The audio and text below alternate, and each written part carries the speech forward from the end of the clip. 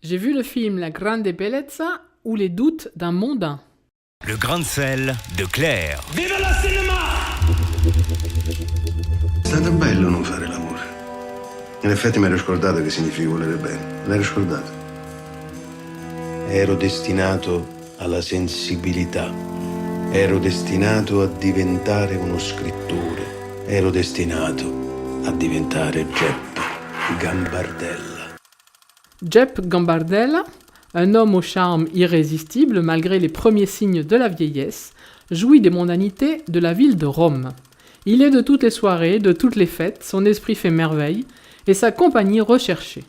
Journaliste à succès, séducteur impénitent, il a écrit dans sa jeunesse un roman qui lui a valu un prix littéraire et une réputation d'écrivain frustré.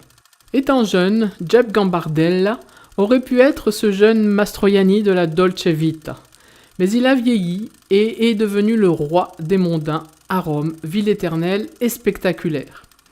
Paolo Sorrentino, le réalisateur, filme l'un et l'autre sans se lasser. Il passe des soirées chics organisées avec la belle société culturelle romaine au palais romain dont l'un de ses amis détient les clés dans une valise immense, sésame de tous ses palaces.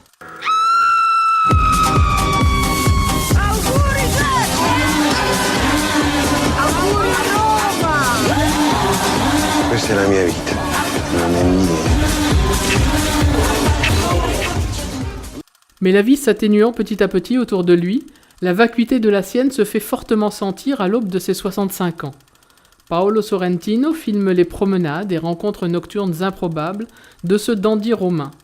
Il croise Fanny Ardant dans un escalier, revoit un vieil illusionniste qui fait disparaître une girafe, croise d'autres mondains dans des séances d'injection de botox, ou dîne avec une sainte qui se retrouve sur sa terrasse plutôt que dans les appartements papaux.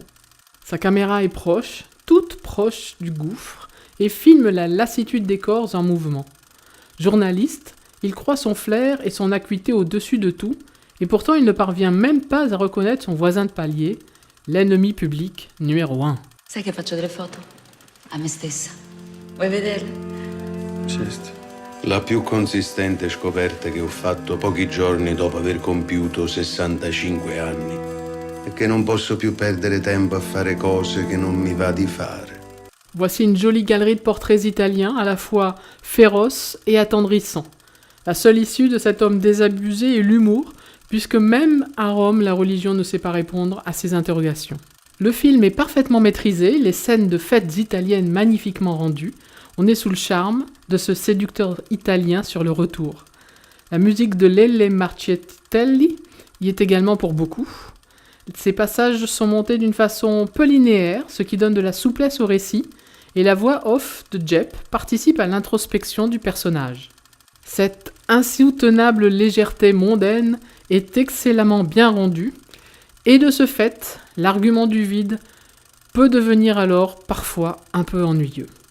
L'affiche du film décrit à elle seule parfaitement cette ambiance. Allez, j'arrête mon cinéma comme disait papa, et je vous souhaite toujours une bonne séance.